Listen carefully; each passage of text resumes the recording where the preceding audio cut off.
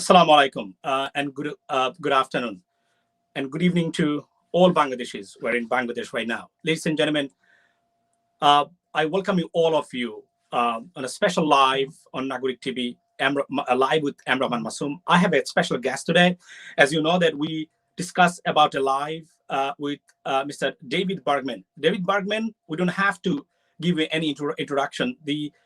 Recently, Al Jazeera, Qatar-based Al Jazeera produced a report or documentary that demonstrated and illustrated about the Bangladeshi regime's corruption in the highest level and tied with the chief of armies in the name of brotherhood with some terrorists.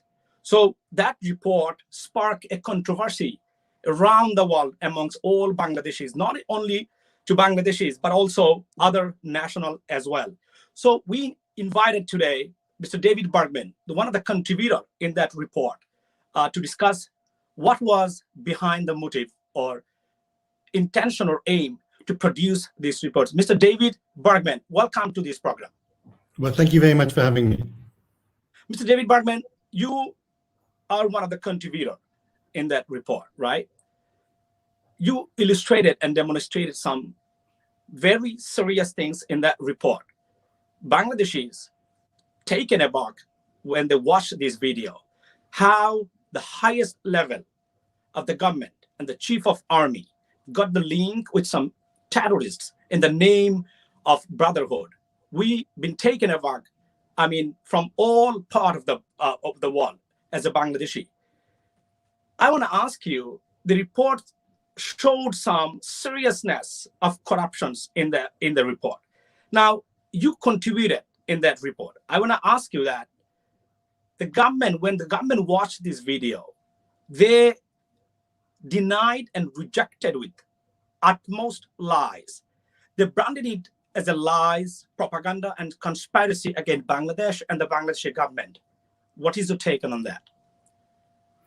Well, I should just start by saying the report, the investigation by Al Jazeera does uncover high-level corruption involving the Chief of Army Staff in terms of his willingness to protect his brother, yes, who was a man convicted of murder, who was a fugitive from the court, and to assist him using false documents to set up a business in Hungary. And of course, subsequent to that, there was then a good deal of secret filming done, which suggested that there was a high level of corruption going on in Bangladesh. Now, I should just correct one thing that you said. It doesn't suggest a linkage to terrorism as such. Terrorism and the Chief of Army Staff weren't connected at all. But, I mean, the film... Sorry, yeah. I branded it because anyone, when terrorizing people, I brand them as a terrorist. Killing people, murdering people, threatening people. It is an act of a terrorist. That's what I say. Thank you. Well, his brothers were involved in gangs, undoubtedly, and they were convicted for murder, for sure. Whether or not you want to brand them as terrorists, I mean, I wouldn't use that terminology myself. But in answer to your kind of key question, I mean, clearly one of the most interesting aspects of this whole film is the response by the government. I mean, the film was based upon very solid journalism. The documents are very clear. There is no question about the veracity of the information that is contained in the Al Jazeera documentary. And the government's response to the film has been to try to diminish the film, to discredit it, without actually denying the details of what was uncovered. As far as I understand, the Chief of Army Staff has not responded at all to his involvement in sending his brother over to Hungary, his involvement in getting senior BGB officials to sign fake documents, to send over to Hungary documents that were fake passports and a fake national identity card in the name of his brother. So all of those things have never been responded to by the government or by any of the protagonists. And the government's response has been solely to try to discredit the film by attacking Al Jazeera, by attacking the whistleblower, by attacking myself, attacking any other individual who they think was involved in the film. And that to me suggests that because they cannot respond to the factual information that was contained in the film and the serious allegations, the only way the government can respond is through these very broad and kind of crude criticisms of the people who were involved in the making of the film. There is another question I would like to ask you. I'm not sure that you're aware of this incident or not. Your effigy was burned at the Dhaka campus of Dhaka University, and you've been branded as an agent of Jamaat and BNP on behalf of Al Jazeera. And they say you produced this report by taking huge money from Jamaat and BNP. I mean, I want to ask you that, is Al Jazeera do produce report or documentary by taking money from, the kinds of people? I mean, of course, these allegations are completely preposterous. I would like could you illustrate the credibility of Al Jazeera as a news outlet in the world? I mean, Al Jazeera has become one of the most influential and well-respected television broadcasters around. I mean, clearly it doesn't have the length of time in existence of the BBC or indeed CNN, but Al Jazeera produces some extremely hard-hitting documentaries all around the world. Its news and news websites are highly regarded, and it has won many international awards. Just go on the website and you can find it. And of course, if you want to try to find concerns about Al Jazeera, no doubt you will find them. But in terms of the making of this documentary, it was done in the most professional way by very experienced producers, cameramen, and journalists. And there is no question that it was the result of any partisan objective or the result of anyone paying any money. I mean, all of these claims against myself and against others about being involved in the Jamaat or the BNP or anything like that are completely false and preposterous. I mean, unfortunately, I worked in Bangladesh as a journalist for about 6-7 years. And whenever I criticize the government in one form or the other through my journalism, that is the result that you get. You get branded as an agent of one opposition party or the other. And it's not just me. I mean, if you think about any organization or individual who has over the last years gone out, produced anything that has criticized the government, whether it's Shahid al-Alam, whether it's the CPD, any Transparency International, they automatically get branded as pro-opposition organizations. It's just the way in which, unfortunately, the current government and those who support it try to discredit those who are critical. And it's a very unfortunate response because it makes it very difficult for professional journalists like myself to do the work that we do. And all you can do is hope that people in Bangladesh appreciate that the reports that they are reading, which brand myself and others as pro-Jamaat or pro-BNP or as taking money or giving money, as absurd and false, which is what the case is. And you just hope that the common sense of ordinary Bangladesh people acknowledge that. Because, if you look at the media and the way in which it has been used as a propagation arm of the government in terms of discrediting this film, it's very alarming. I mean, you produced this report on Bangladeshi government and at the highest level, the corruption at the highest level. I want to know that. I mean, how would you describe portray the Bangladeshi journalism right now at this moment? How do you what is your take on that? The journalism or their fear to do their proper journalistic works in Bangladesh right now? And they said recently, one of the gentlemen said that they have enjoyed a really fair and credible or a serious good condition of journalism. Would you agree with that? Look, I mean, there are some really good journalists in Bangladesh. I worked with them. I know them. They used to be my colleagues, my friends, my acquaintances.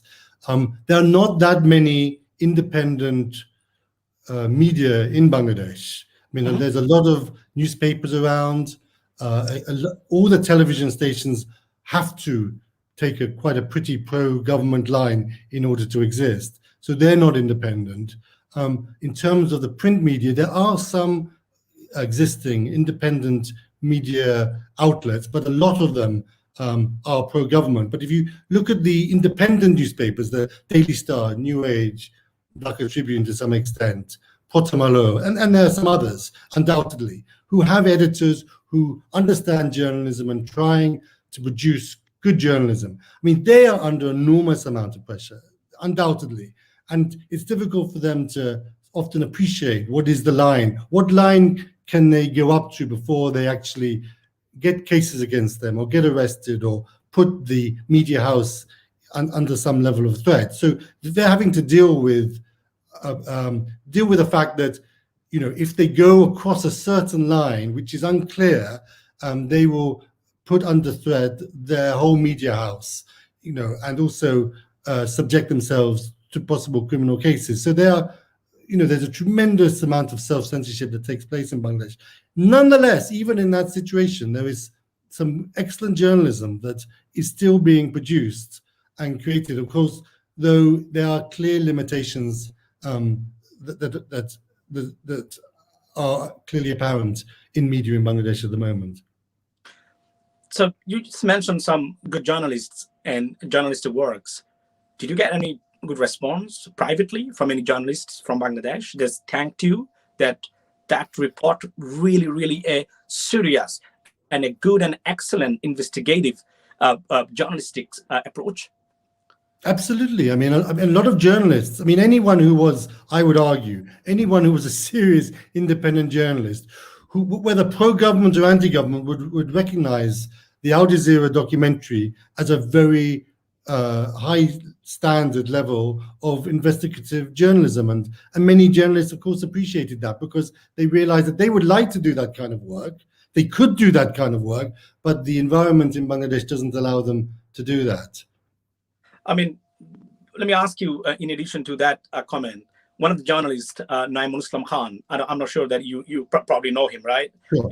That he branded you and your, I mean, this report, it says, is there is no comparison to an investigative report because it doesn't have any kind of elements to call it as an investigative report. What is your take on? I mean, I met Naimul Islam Khan, and you know, he's a charming man, but you know, he moves, he sways depending upon what is his, you know, the politically opportunistic situation for him at that particular point in time. So I don't know whether he believes his own words or whether he feels he has to say these words in order to ensure that he doesn't get into the bad books of the government. Look, you know, let's just go through clearly what this documentary exposed. It exposed the fact that there was a chief of army staff. He was at that time head of the border guards of Bangladesh. And in 2014, he was at that time, and probably beforehand, but what we do know is certainly at 2014, when his brother Haris Ahmed had been convicted of murder and was a fugitive from court, he protected him. And not only did he protect him, but he ensured that he had a series of false documents under a different name of Mohammed Hassan. And there was a passport under this fake document. There was a national identity card under this fake document. There were bank statements under this fake name, sorry. So all of these were fake documents. And behind that, there was a fake marriage certificate, a fake education certificate, a fake birth certificate. So there was a whole host of false documentation, which was created for Haris Ahmed to suddenly become Mohammed Hassan. And that this man was the brother of Aziz Ahmed, who was at that time the head of BGB, the Border Guards of Bangladesh. And Aziz Ahmed obtained, in order to assist Haris Ahmed to go to Budapest under these false documents, obtained the signatures of some other BGB officers. And he sent all of these documentations, all of these fake documentations, having got these officers complicit in producing them, he sent them all to Hungary in order for Haris Ahmed to set up a company under the false name with other members of his family. And then Aziz Ahmed then came to Hungary to inspect the businesses that his brother had set up. Now, that in itself, that's the kind of core, in a way, story of the fraud that took place by Aziz Ahmed. I mean, there are other elements of this film, of course, but if you look at that, there are a series of very serious criminal offenses that have been committed by Aziz Ahmed. And he has not, if you notice, actually denied them in any level of specificity. Never. Not the government, nor Aziz Ahmed. And they can't, because all the documentation that was sent from Aziz Ahmed's office, okay, was through a courier service. We have all that. Al Jazeera has all those documents, all those documents that were sent. So there's no question of any level of uncertainty that this fraud had taken place. But Mr. David, they branded those documents as a fake documents produced by all of you. Well, they can say whatever they want to say. If they were fake, can I just say something? If those documents were fake, okay, first of all, Al Jazeera would have never made the film. I mean, if there was any, you have to realize, in order for a film like this to be made, for Al Jazeera to use its own resources, it's an expensive film to make. It used its own resources of the investigation unit to make this film. To involve itself in that, and then before broadcast, there are lawyers that Al Jazeera then employs to go through to ensure that every single word and every single document that is used in that film is genuine and legitimate, and that they cannot be subject to any legal dispute. So this is a lawyered documentary. Let me just finish. This is a lawyered documentary in which all of the documentation has been checked very, very closely, not just by Al Jazeera, but by lawyers who are, City of London lawyers who look at all of this documentation and ensure that they're safe. But the most important thing is, if in fact these were fake documents, you can be absolutely sure that these people would have gone to the courts of the UK, to Qatar, elsewhere, and say that. Because, of course, if they were fake documents, Al Jazeera would be in a huge amount of trouble. I mean, it would destroy Al Jazeera's credibility and everything else. And the fact that all they do is make these claims, they just say they're fake, they say they're manipulated. But if they were really fake and if they were really manipulated, they themselves would have gone to court and actually taken Al Jazeera raise those questions in court to Al Jazeera, and they would win it if they were fake. But they don't, they can't, they know they can't, because all of these documents are legitimate and genuine documents. You know, when they come to court in the UK, and when there's actually a proper hearing, when they really are serious about that, when they instruct a proper law firm, and they raise real questions about this film, don't believe a single word the government says. Can I just say that? Because all of it is just hot air. It's ridiculous. Yeah, thank you so much. I mean, we want to play a clip right now. A minister, how he lied about Al Jazeera's report. Even that time, he didn't even watch that properly, because the comments he made right after that publication of the report. So we assume that he didn't even watch the whole documentary. Yet he claimed Al Jazeera's report is a blatant lie or propaganda or conspiracy against Bangladesh. Take a look at this clip. Could you have the clip, please? আমরা এই একপেশে বানোয়াট এবং অসত্য প্রতিবেদনের তীব্র নিন্দা জানাচ্ছি। এটা স্পষ্টত একটা অপপ্রচার। আল জাজিরার মতো গণমাধ্যমে এমন একপেশে এই অসত্য প্রতিবেদন প্রকাশের ফলে তাদের ক্রেডিবিলিটি প্রশ্নবিদ্ধ। You just watch that. I mean, you wouldn't expect anything different. I mean, this is the way in which the government responds to allegations. It doesn't set up any inquiries. It doesn't in any way accept, for the government to accept this, it's quite difficult for them to do so. Raises questions about the judgment at the highest level. Why did Sheikh Hasina appoint General Aziz Ahmed to be Chief of Army Staff? It raises significant questions about the judgment of the Prime Minister. So you can understand why the current Awami League government is in a difficult position. How do we respond to this? Do we accept that this is legitimate and actually raise questions about Aziz Ahmed and maybe get rid of him, or do we just discredit the documentary and try to run it out so that we don't have to face any of these inquiries? And they've clearly decided to do the second one. So this is what you will get. Ladies and gentlemen, and I would like to draw the attention of Bangladeshi people, wherever you are. Mr. David, you just described that all the documents been verified by a lawyer, right? Sure, absolutely. Been verified by a lawyer. And wasn't it a surprise that a chief of army knowingly involved in this kind of corruption goes against the law of the country? It's a serial criminal offense, yet he's still in this position. He wasn't actually removed. Why do you think that the prime minister cannot remove him from his position? I mean, how the other country in the world, if they have something like that, they would react to this kind of situation?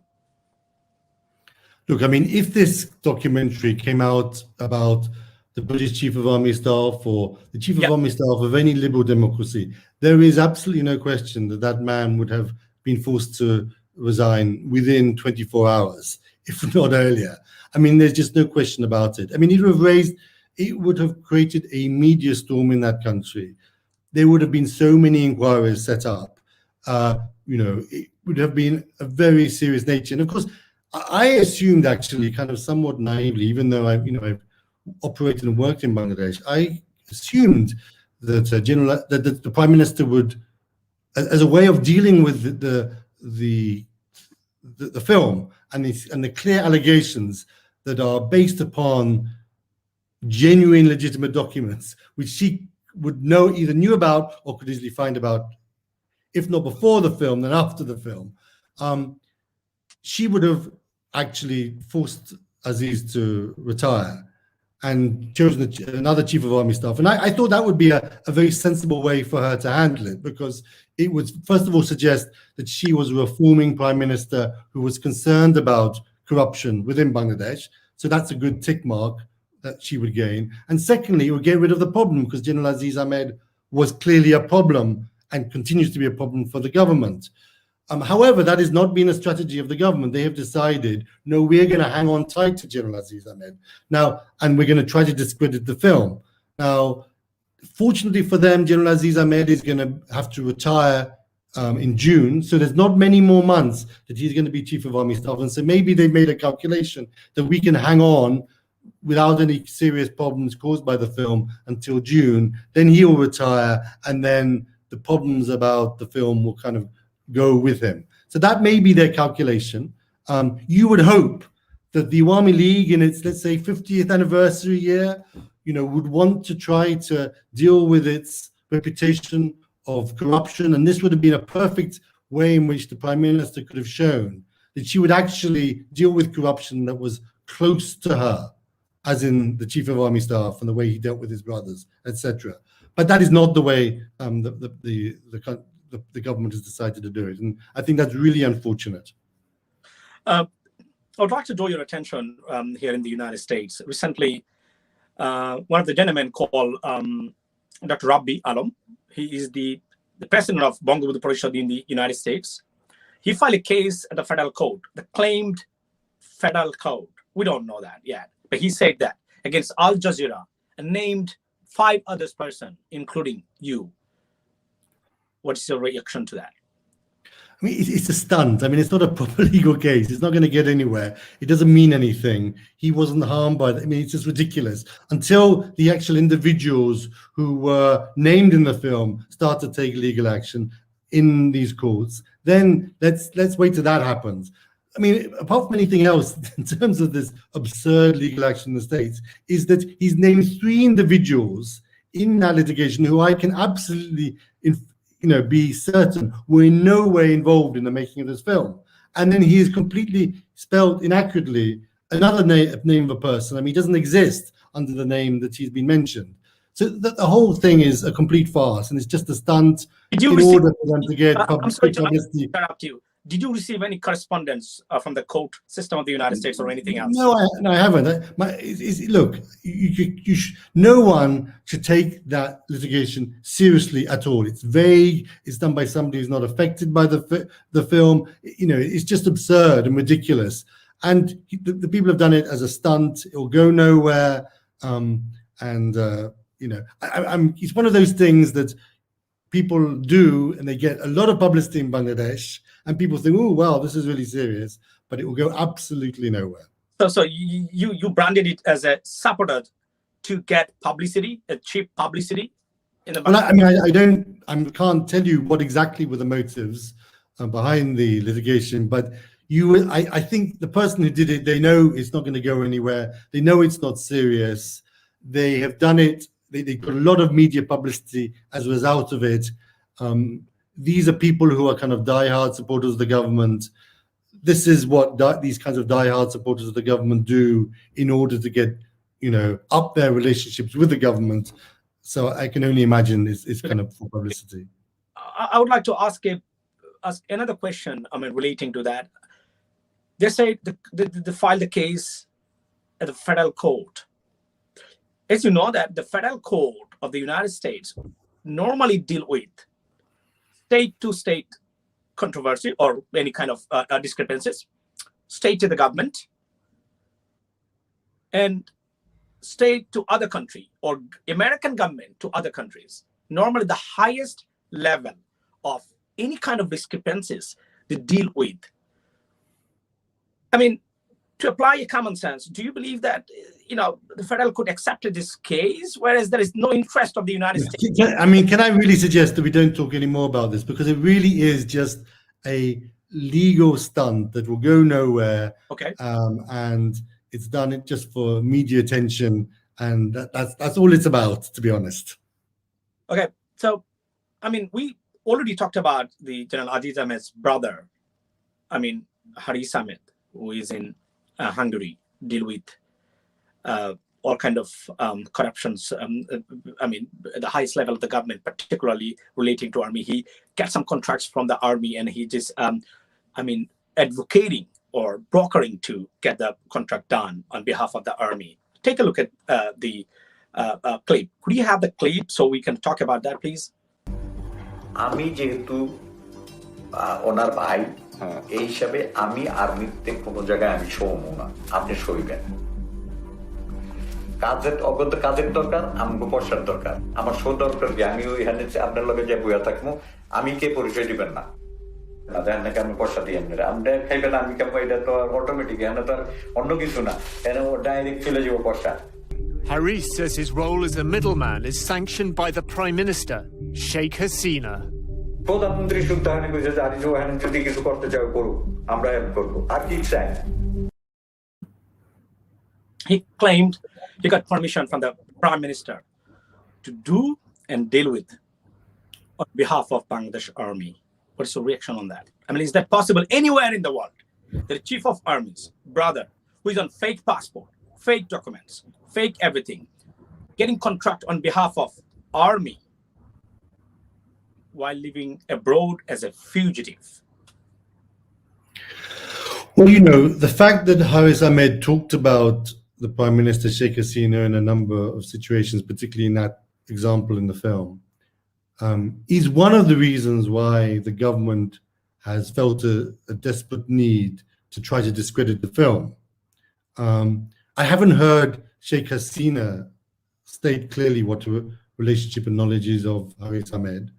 And clearly, in another country, there will be a parliamentary inquiry, and there may be indeed other kinds of investigations set up to assess whether or not the claims by Haris Ahmed are true or not. He made a series of claims, not just that one, but his relationship with the Rapid Action Battalion, his relationship with bribery schemes with the police, and other ones beside. So he made a very significant series of claims which need to be investigated, and you would expect that the country involved would investigate them. The Bangladesh government doesn't, because unfortunately, there is this political criminal nexus that exists, and it's very difficult for them to investigate themselves, because they themselves may be the ones. Well, they couldn't really investigate themselves, because who would investigate? There's no independent investigation in Bangladesh. So they're in a difficult situation. And it's a situation that, because there are no independent institutions, the judiciary, other ones as well, who could look into these allegations, that the government can just kind of ignore them, kind of deny them wholesale as fake, and get away with it. Now I'm actually moving on to your situation. I mean, you are an attorney. I mean, in American language, it's called attorney or lawyer in Bangladesh. You are representing some your clients in the trial of war crimes. What are you saying? War crimes tribunal. I wasn't the lawyer. I wasn't representing anybody. You don't. So they said they banned you because you reported something.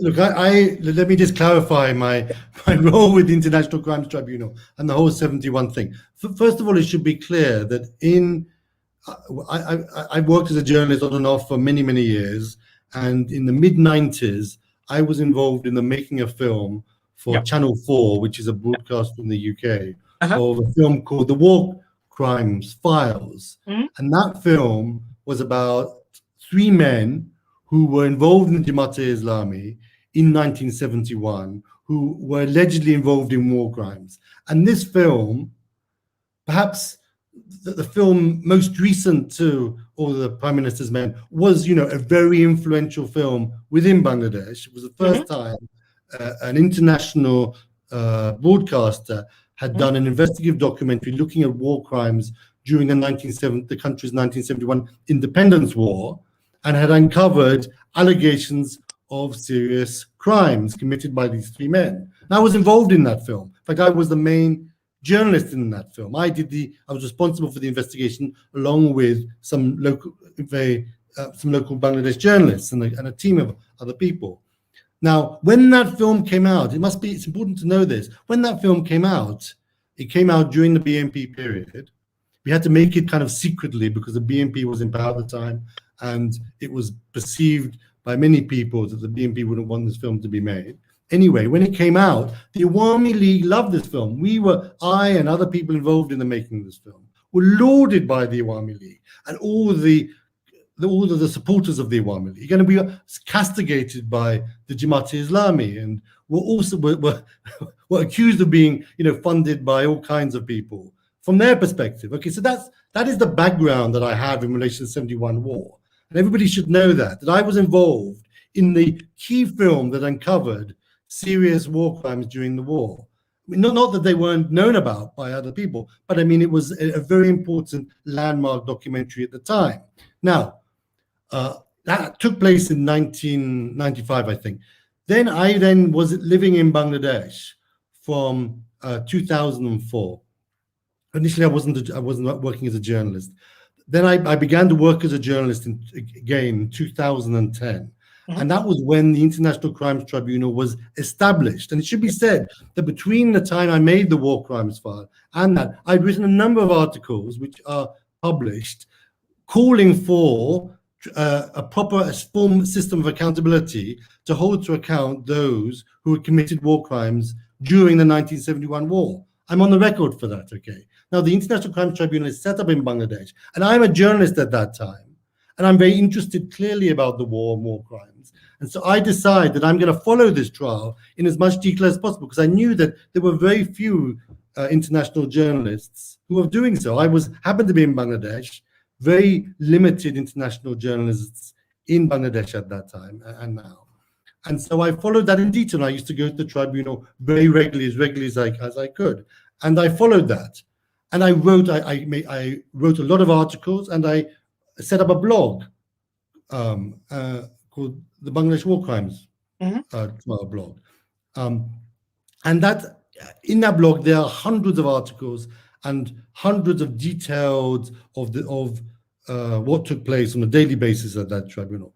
Now, it was clear for me as a journalist, an independent journalist, coming from a perspective of somebody who supports accountability, but also supports the principles of fair trials. It is possible to support the accountability for people to be held to account for crimes, serious crimes like war crimes, as well as calling for fair trials and ensuring due process. I mean, that's what international human rights organizations do all the time. They call for accountability, but they also want the system of accountability to be fair. And it should be noted the Bangladesh government themselves also, before the tribunal was set up and indeed after, said we are going to hold these trials to an international standard. That's what they themselves said, okay? So I, as a journalist, come along, and it's clear from reporting on them that there are some significant due process concerns. As a journalist, I'm not representing anybody. I, as a journalist, find that. And I write about that. Now the problem is, of course, is that the people who support the trials, and clearly the trials, and I understand the war crimes, a very emotional issue within the country. Clearly that's the case. I understand that. But anyway, a whole group of people within the government, outside the government, then accuse me of being pro-Jamaat simply because I'm writing independently and critically about the tribunal. Now, that does not make me pro-Jamaat. I'm not pro-Jamaat at all. I've not received any money from the Jamaat or any opposition party in Bangladesh or any other party in Bangladesh or any entity in Bangladesh. Never. I'm completely independent. Now, you may agree with those articles or you may disagree with those articles. Fine. But they are genuinely independent articles written, I feel, raising some very important and significant issues. And it's a real pity that many of the supporters of the government didn't understand that. Yeah, I'm sorry to confuse you. I meant to your role as a journalist involved in covering extensive coverage. They banned you to cover that, right? They banned you because they thought that you are actually, standing up to their, unfairness to the judicial system. Jamaat Islami, they branded this judicial system as a judicial killing. Do you agree with that? You mean the executions as a judicial killing? Yes. I mean, I don't use that kind of language myself. I mean, I think that there was real concerns about the fairness of those trials. There are lots of concerns about the fairness of many other trials in Bangladesh. It isn't just these ones. Okay, I accept that. But these were, remember, these were special trials set up in a very special court and under different procedures. And the government themselves claimed they were going to be of an international standard. It's the government who claimed that, okay? But that's the standard that they themselves set. Now, there were clear, significant problems about those trials, and people were executed. I think on the basis of the evidence showed a number of those people shouldn't have been executed.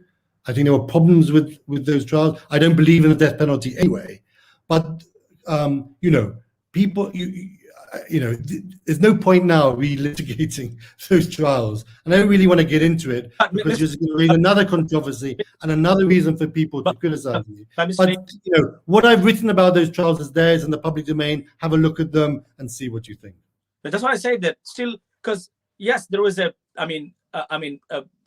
execution in the name of judicial proceeding, but we have to talk about that. Maybe we would in the future, because these judicial the war crime tribunals will be investigated in the future if there is a law and order, good governance take place into Bangladesh in the coming days. But obviously, and then the judicial system. You mentioned that some people executed, they shouldn't be executed. The very significant sentence would take that from there.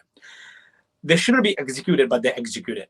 Look, I'm not involved in Jamaat Islami or any other political party. But what we want, a fairness in the judicial system, so that everyone can want justice and get justice. That's what we want. We're fighting for our country. Now, recently, the Al Jazeera, to ban Al Jazeera in Bangladesh, government sent it to the court and they rejected it. Doesn't mean that Bangladesh judicial system is independent, the fair. In terms of Al Jazeera's these reports. You're talking about the High Court decision to order the government to. It's interesting to. I haven't seen that order yet. as far as I know, that order hasn't been published. I may be wrong. No, that was the newspaper. The newspaper. It's All the been reported, I know. But all I'm saying is that we're now 2 weeks on, and as far as I know, there's been no action on the back of that High Court ruling. You know, I mean, the High Court, I was surprised after listening to the High Court proceedings over a number of days that they came to the decision they came, because it seemed that they were initially extremely reluctant to support the idea of ordering the government to block the website and the YouTube channels, etc., because in their view, their view, the view of the court seemed to be is the government can do it if they want to do it. They don't need a court order. But anyway, they did pass that order. But all I know is at the moment it hasn't been acted upon, as far as I'm aware, and the film can at the moment be seen in Bangladesh. right now, the people of Bangladesh can't see this film in Bangladesh. You say You're telling me they can't? they blocked it? As far as I know, they haven't. Are you telling me that they? No, they haven't, because the court They haven't blocked it. That's the point I'm saying, is that 2 weeks on from this order, nothing has happened. Yeah. There's been no action on the part of the government bodies or the part of YouTube or anyone else to block the film. Okay, that's fine. So now I'm turning into a different area. I mean, the human rights situation is getting worse day by day in Bangladesh. We see recently the cartoonist Mushtaq Ahmed and Kishore, the writer cartoonist Kishore, they've been tortured. One, they're beaten to death in the jail, and it's a serious violation of human rights. And in the name of a digital act, how would you respond to that situation? Well, I mean, I don't know. We don't know yet for sure whether or not the circumstances of Mushtaq Ahmed's death. No, I mean, there needs to be a proper investigation. Widely believed by the journalists and his family, and the description of Kishore, the way he described everything, he said that he was beaten to death. I know. Okay. I mean, many people say lots of different things, and it's important, to actually find out exactly what happened. Now, whether we will or we won't is unclear, because whether the government will really do an independent inquiry is uncertain. All I'm saying is that there's lots of rumors and uncertainty about the cause of Mushtaq. What we do know is that he was in detention for 9 months. And he should never, ever have been in detention for 9 months in relationship to the allegations that were claimed. He ought to have never been detained in the first place. And if he was detained, the court should immediately have given him bail. And the fact that they failed to give him bail is really a serious indictment of the Bangladesh justice system. And the same with Kishore. I mean, how many he tried to get bail? 6 times. He got it on the 7th time. I mean, there was absolutely no justification for holding him in detention over that period of time. And clearly, he has been tortured. He's made that claim himself, and there seems to be good evidence to suggest that. And I do hope that he proceeds with making a claim against those who were responsible. I mean, I do want to make it clear that, the Awami League government has been in power since 2009.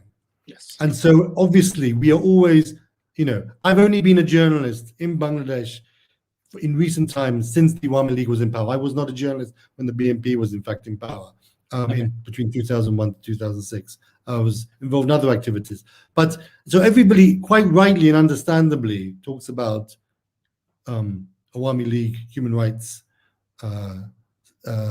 violations, and they're serious, and I'm happy to talk to you about them if you want me to. But it's important to recognize that when the BNP was in power, there was also significant human rights violations. It's not a situation where before Awami League came into power everything was perfect in the country. That is far from the case. There was serious human rights violations. The Awami League, I do believe, have taken it up to a different level, but it is simply a graduation from what took place beforehand. I mean, there's one of the questions I would ask you. I would like to ask you, why do they, fear you? What did you do to the government? That's my question to you. That's the question I ask myself. I mean, I don't know if they fear me, but they certainly spend a lot of time attacking me. That's for sure. It's really unfortunate because, when I made the war crimes files, I was fated by these same people who now criticize me.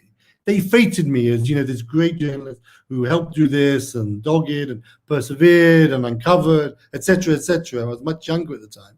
And when all it takes is for you to do a different kind of journalism, which makes them the targets of what, because they're in power, only because they're in power. I mean, we wouldn't be talking about the Awami League now had they not been the government in power. I would not be investigating them. I would be investigating the BNP if they were in power now. It's only because the Awami League is in power that they're the subject of these investigations, journalistically. Absolutely. Yeah. Go ahead. So, I think unfortunately Bangladesh has got itself into a situation where it wants to completely control the narrative. And it has particularly because it's the 50th anniversary year, it's particularly sensitive about that narrative. It has a narrative of Bangladesh being strong, independent, successful. And in many ways, you can argue that is a narrative in terms of development, in terms of the economy. That is the case. The huge developments have taken place in independent Bangladesh, very positive ones, and they rightly should be proud of those.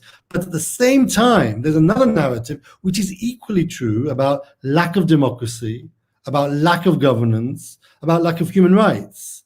And those are very serious because Bangladesh, it's difficult now to call Bangladesh democracy using any kind of real language. You kind of have to call it an authoritarian state. It's difficult to use any other language. That is the reality of Bangladesh. But it doesn't want to be known as that. It wants somehow to be known as a kind of a liberal democracy with this great positive economic and social success. Now, there are these two narratives, and they shouldn't be competing because that is what the country is. The country is a composition of these two narratives. Okay, they exist side by side, and what has happened is that the government only wants one narrative, to be what is understood and heard by people in Bangladesh and outside Bangladesh. And so anyone who raises issues which is about a narrative about human rights and lack of governance and lack of democracy, they are attacked and criticized. I mean, it's not just me. There's so many other people. And in fact, I live outside the country now, so I'm pretty immune from their attacks. And there are many people within Bangladesh who are subject to much more serious, repressive activities. So, I have it easy. So I should in no way suggest otherwise. Moving back to the before I move back to the video, I would like to ask you. You just mentioned that there is a lack of democracy, law and orders, good governance, serious violation of human rights violation. Yet the international community praising Prime Minister Sheikh Hasina and Bangladesh, particularly UN chief, United Nations chief, and recently, I think today or maybe yesterday, the Commonwealth Secretary General praised Bangladesh for their development and approaching to those things. What is your take on it? Well, I'm often amazed at what international leaders sometimes say about Bangladesh. But, but there is a story that can be told that shows Sheikh Hasina in a positive light. And that is a story that obviously the Commonwealth leader thought that they should respond to. Mr. David, I'm sorry to interrupt you. 75% people of population of Bangladesh, they think the country is going to ruin. No democracy, no transparency. Corruption is up. It's like being looted, the treasury. Human rights, serious violation of human rights, enforced disappearances, killings, everything taking place in Bangladesh. Yet the international community, they know the last election, 2 to 3 elections, how it did take place. Yet they're claiming and praising. Do you think there's something behind this? Well, the situation is more complex than the one that you're suggesting, I would say. First of all, I mean, I don't know where you get the statistic that 75% of people support, the opposition. There's no clarity. I mean, there are opinion polls, but there are differing opinion polls, and there are other opinion polls who say different things about you. Now, obviously, those who are in favor of the BNP will tend to say, that most of the country is actually against the Awami League. The people in the Awami League will say the opposite. Okay. Now, usually you have elections to determine that, but the government has not allowed free and fair elections to take place. So no one is the wiser. We don't really know how much support the Awami League has. Now, the important thing also to recognize is that although there is corruption, very serious corruption, although human rights violations are very significant and very serious, enforced disappearances, extrajudicial executions, silencing of the media, arbitrary detention, and much more. Those affect a relatively small number of people, and many other people in Bangladesh are not affected by those things. And so even though you may be interested and engaged by those issues and other people, that doesn't mean that everybody in Bangladesh is. And so there is, because of the good economy, relatively good economy, because of good development indicators, there are many people who do support the government, whether you like it or not, because of the positive narrative, the positive aspect of what the government has done. It's not so straightforward that you have a situation where 75% of the country is against the Awami League and want the Awami League to go. Because if there were, the BNP would be on the streets and they would have huge support, but they don't have that. Now, obviously, you can argue that the reason why the BNP is not on the streets is because of the repressive activities of the government. I accept that. Clearly, the opposition parties cannot act in a way that they should do, and that's because of the way the government responds to them in a very aggressive, repressive activity. But nonetheless, the opposition does not seem to have any natural affinity. They're not, after the last elections, people didn't come out on the streets. Look what's happened in Myanmar. Myanmar and Bangladesh, very, very different, of course. I'm not saying that, but you can see you have immediate people who are against what the army has done there, and they're coming out on the streets. Now, you don't have that in Bangladesh. Why don't you have that in Bangladesh? That's an important question to ask. That's in part because people, despite they may think that there are lots of real problems with the Awami League, are willing to, I suppose, continue living under it. And they're concerned whether or not the BNP, the opposition parties, will really make things that much better. And they haven't proved themselves to be a real alternative. And so that comes to the international community. Now, I am with you in saying that the international community have not done enough to raise issues about Bangladesh. Absolutely. And I think they've really made things very easy for Sheikh Hasina and the Awami League government, and they have kind of given a green light. And that is why, as I've written just recently, actually, why I believe the human rights situation is on a declining slide. Partly because the government feels that, well, with the internet, who cares? We repressed the local opposition, and the international community doesn't really care at all, so we can get away with it. But from their perspective, they, and I do feel they should be doing far, far more. But from their perspective, they're looking at the Rohingya crisis. They need Bangladesh government's assistance with the Rohingya crisis. They also don't see that there is this kind of opposition that is hugely popular, who is an alternative to the Awami League. All of those things impact about the way in which the international community operates. Let me interrupt a little bit. So you said, we know what's going on in Bangladesh. The people of Bangladesh, they know what's going on in Bangladesh in terms of everything. Yet the international community. So you think that they fail to do anything or think enough for Rohingyas community. So because the government doing it, so that's why they try to cover up their failure. And in return, they're praising Bangladesh government on Rohingyas issues. Do you think that this is how things, going on? There is no question that the international community have been reluctant to criticize Bangladesh because they need the assistance of the Bangladesh government in dealing with the hundreds of thousands of refugees that are in Bangladesh. Now, I think it's a very unfortunate equation that the international community have made, that they basically fear the Bangladesh government removing its support from the Rohingyas, and so as a result, they're reluctant to criticize Bangladesh.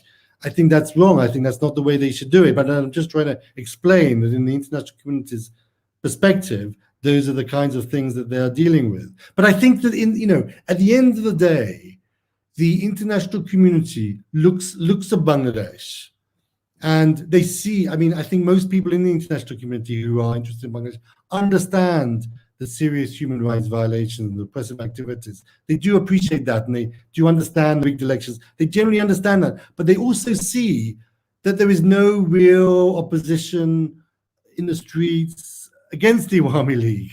Now, you can explain that away by saying, people are scared of what will happen, and that's of course true. But if they really, the international community is impacted by what they see in Bangladesh, and they don't see, a real mobilized opposition to it. I want to make a point. You said they think Bangladesh is going on in the right direction because there is no opposition what the government doing it. It means that clarifying or certifying the government is in a good act.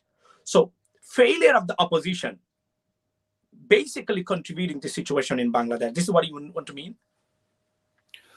Well, the failure of an opposition, the failure of people I mean, you don't see an expression, a large expression of dissent towards the government on the streets of Bangladesh. I mean, that in part is why the government is so scared of any kind of dissent and any kind of protest. They have to kind of destroy it as quickly as possible because they are scared that it could go into something bigger, and they don't want that. So that kind of explains their response to the road traffic protests and all the many other protests, the DSA protests. They will really stamp down anything because they don't want anything to get bigger. But from an outsider's perspective, all they see at the end of the day, okay, Bangladesh may be repressive, maybe stopping the opposition from acting. But, until you have people expressing themselves very clearly against the Awami League, the international community will be somewhat uncertain about, being too critical about the government. They follow, they want to follow the country rather than lead the country. They want to lead an opposition to the Awami League. They will follow an opposition that exists within the country. And at the moment, whatever you want to say about it, there's, however bad things are from a human rights perspective, you don't get a sense that there are huge numbers of people who are hugely dissenting of the current government.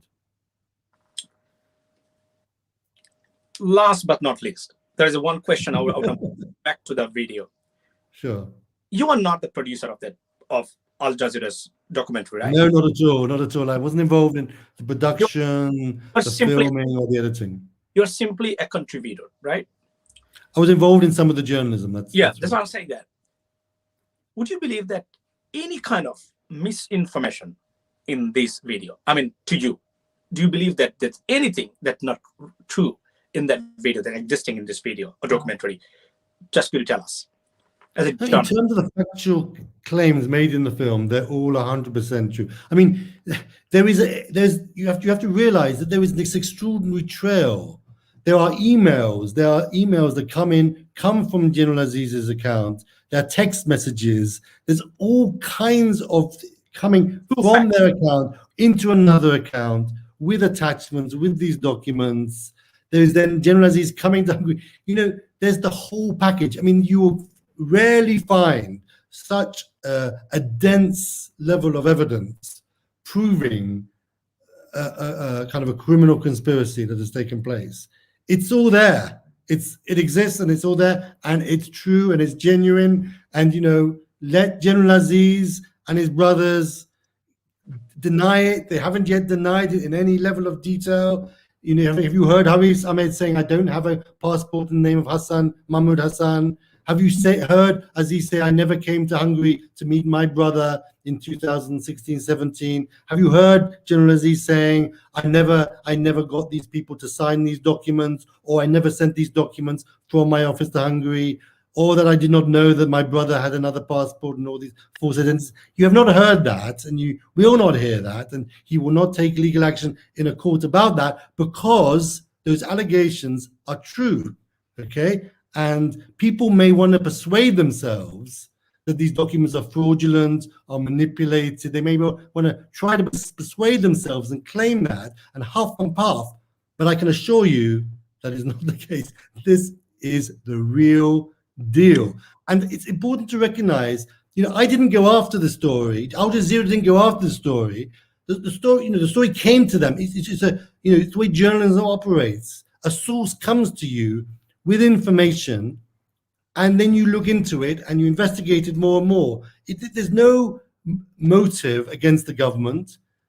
It is a story that came to Al Jazeera that was investigated, and it resulted in the making of this film because it is a story. When I say it's a story, it is legitimate journalism that allows you to be able to create an investigative documentary of this standard. And that is just what it's about. Nothing more, nothing less.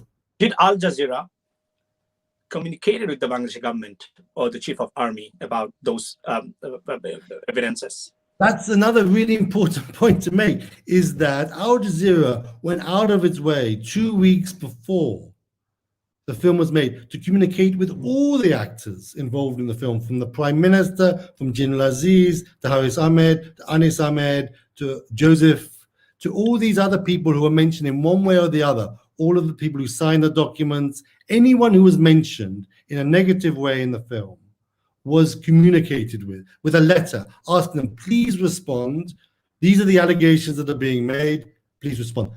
Apart from, I think, one of the brigadiers who was noted to make a comment in the film, and somebody involved in the Israeli spyware part of the story, none of the key protagonists made any comment about the film. They were given every opportunity to, and you would expect, look, if somebody was making allegations against me and I received a letter and they were not true, my God, I would inform them of all the details of why it wasn't true and why the film shouldn't be broadcast, because you don't want a film to be broadcast about you which is not true. You would make every effort to ensure that film is not, and they didn't respond at all. And that is very significant. And those who want to believe that the whole film is fake have to respond. Why didn't they do that? Why did they not? Why did all these people not respond to the film? And just on that point, it's a slight transition, but I do want to make this point, is that there was Al Jazeera making this film, sending letters to all of these individuals 2 weeks in advance, all right, of the film being broadcast, not getting a response. Now, in Bangladesh media, there are so many fake stories written about me by some legitimate media and by some illegitimate media. Can I just say that I have not received any request by any of these for comment about them. I mean, all these allegations being made about me, from BD News, 24, no one has ever, people know how to contact me. It's not that I'm on Twitter, I'm on Facebook, anybody can communicate with me. I have not had a single email or communication with anybody saying, this is what people say about you, what is your response? Nothing. And that, I mean, is really sad. And these same people then go around criticizing Al Jazeera's standard of journalism. I mean, it's absurd. So you don't get or receive a single piece of communication from them that you did or you didn't anything else. Yet they're claiming they did, right? No, I mean, sorry. You talk about me here, or you talk about Al Jazeera here? Yeah, I mean, all I know, look, you probably have read on social media. There are so many newspaper stories that claim that I am an agent of this party and I receive money from that party and I support this and I support that and I gave money to, I mean, all kinds of absurd negative claims against me. I mean, all false, I can tell you, all false. Okay. Now, it is a very basic ethic of journalism. When you are writing critically about somebody, you give them an opportunity to respond. It's like what journalism 101. You make an allegation against somebody, you ask them to respond to that claim. I have never, despite all of these reports on television, Ekato TV, Shimon TV, all of these, they've never contacted me once. I mean, Ekato TV did a whole program in which they alleged, I mean, this is how ridiculous things are. The whole kind of segment of a program in which they alleged I was a director of a company. Okay, they were trying to both to besmirch me and to besmirch this company. Now, I am not a director of any company in Bangladesh or outside. They knew that. If they didn't know that, they could check. It is public knowledge. They could have gone to the company's website to find out who the directors of this company were. But they decided to do a whole segment in which they made this claim repeatedly that I was a director of this company. I mean, that is the kind of propaganda and journalism that is inspired by the government and its supporters against people like myself, simply to try to discredit us. And it shows the standard of their journalism that they didn't even, it's absurd because I'm not a director of any company, but they didn't even seek my comment about it. So they do this whole segment without in any way communicating with me. That's just one example of hundreds. Yeah, Mr. David, there's another question. I mean, Al Jazeera's investigative unit, did they produce any false documentary about anything, any regime, any company, any institution, ever Look, I mean, every broadcaster, I'm sure, make mistakes. The BBC makes mistakes. Every broadcaster makes, and I'm not an employee of Al Jazeera. I'm a self-employed Intentional, freelance journalist. intentional So, lie. I'm talking about. look, I can't. I mean, I really would not expect, and I have no knowledge of any lies or deceit done by Al Jazeera in its journalism at all. I mean, but I don't. I can't represent Al Jazeera. That's a question you have to ask Al Jazeera. And if anybody's got any claims against them, they can make those claims. All I can say is for sure that in all of my relationship with Al Jazeera, I've worked for their website and I've worked on this film. They're a very professional organization, and I have got no criticisms about the way they've undertaken their journalism, and they employ very professional journalists who are used to work at the BBC and elsewhere at other broadcasting companies. I just don't think I mean, people can try to criticize Al Jazeera. I'm sure Al Jazeera are far from perfect, and I'm sure there's some legitimate criticisms that could be had of them. But in relationship to their work on Bangladesh that I've been involved in, I think they've done a good job. Now, I would like to say, I mean, we talked about a lot of issues about Bangladeshi, the present government's activities or those things. Yet, I mean, having discussed all of those, my question is to you, still, do you have any positive impact, like positive things you see in this government? What are you going to tell? I mean, I'm trust the government. Is anything positive they do? You think that they attracted your mind? Well, I mean, I think that, they can be praised for their role in infrastructure projects. I mean, obviously, when you look at the Potter Bridge, obviously there was the whole World Bank corruption scandal before that. But anyway, putting that to one side for now, they have managed to organize infrastructure projects. Their work on the power sector, I mean, the allegation of corruption, I understand, but they have actually produced power for the country. If you remember, when they came into power, there were huge power shortages in the country. Maybe you weren't aware. Between 2001 to 2006, there were and during the military period, there were huge power shortages, and those are much reduced. And to a great extent, the government can take credit for that. Of course, going along with that, there are questions about corruption in terms of the procurement of the contracts, but they have managed to do something positive there. And in development indicators, I mean, I think that everybody knows, Bangladesh has been positive on the development indicators, and the economy, even though the government, manipulates the GDP figures a bit, they're still relatively positive. They're good figures. Now, but a lot of that is not to do with the government. A lot of that is to do with the people and many other things. But nonetheless, they are in power. So you think that they do produce fake statistics? Produce fake. I mean, there's an exaggeration. I mean, Metro News published an article recently on that subject. Other people have also raised those issues from CPD and elsewhere. We're not the only. I'm not the only person. I'm not an economist, so I'm going by generally what other people have written and what I understand. And clearly, there is an argument that the GDP figures are inflated. They're higher than they really are, and because of the data that the government produces on which these statistics rely. But putting that to one side, nonetheless, the Bangladeshi economy has ticked along relatively positively. Now, if the BNP was in power, maybe they would also be ticking over equally positively. I don't know that, and maybe they wouldn't be doing it. All you can say is that there have been the Awami League, since the Awami League has come in power, there is a positive story that can be told. There's also at the same time a negative story that can be told, and those stories need to be told in tandem with each other. Mr. David, thank you so much. I mean, the last question, what are you going to tell your last remarks, I mean, to Bangladeshi people who lost their voting rights and the victim of serious violation of human rights and enforced disappearance, the families, their right, the victim, what are you going to tell them?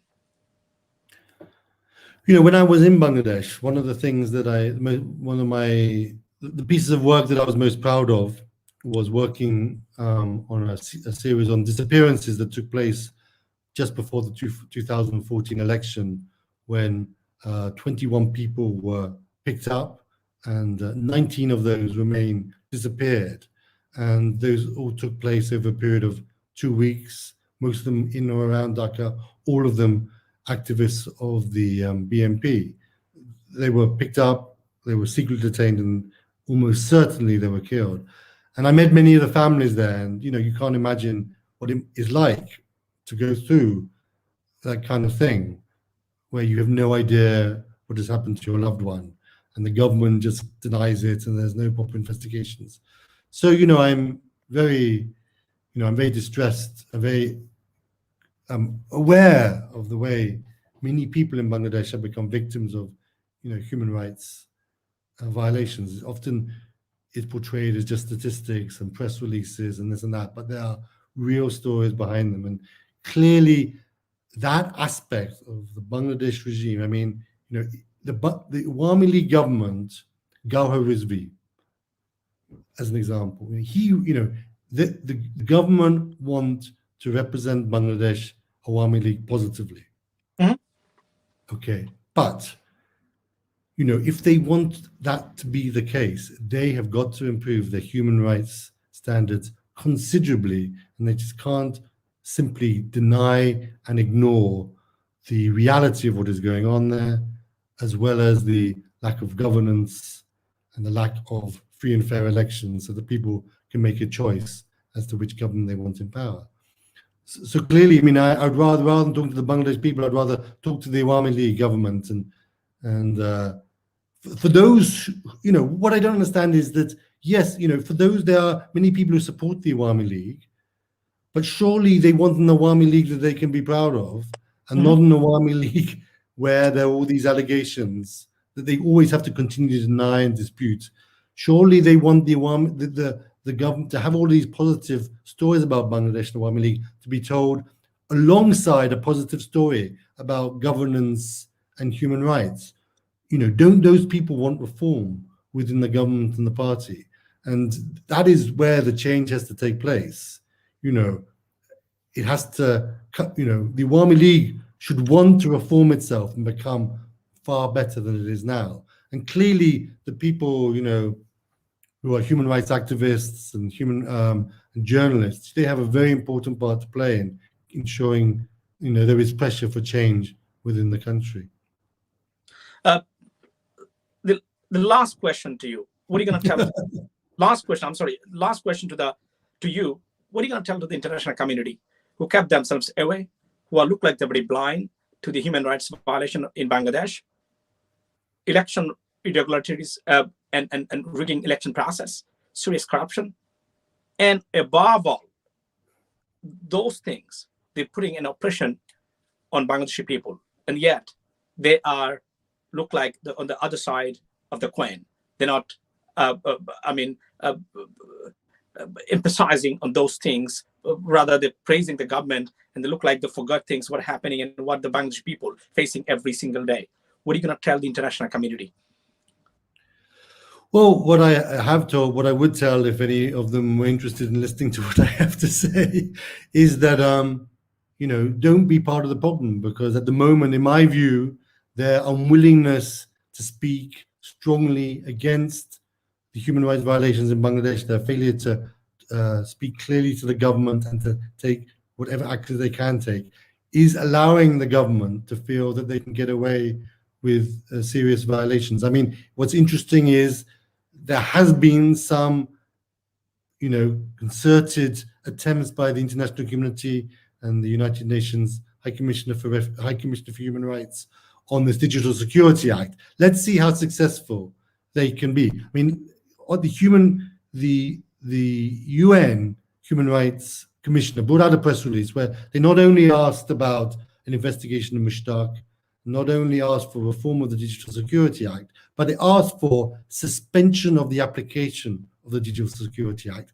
and for the freeing of all those detained under the Act. Now, let's see whether the UN can actually get the government to do that, and let's get the international community to do that. Let's that be the first action to actually be part of the solution and part of the problem of human rights in Bangladesh. Mr. David, thank you so much for coming here. We really appreciate your time, and we also value your time. Ladies and gentlemen, it was Mr. David Bergman, the international renowned writer and journalist of Al Jazeera, and he works as an independent journalist too.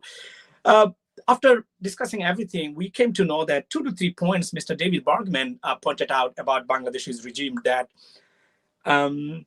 that the people of Bangladesh and the failure of oppositions to raise their voice adequately and strongly on the street of Bangladesh, resulting some kind of discrepancies to put our democracy and restore our democracy back in place. So please keep it in mind. And also he discussed and he showed evidences.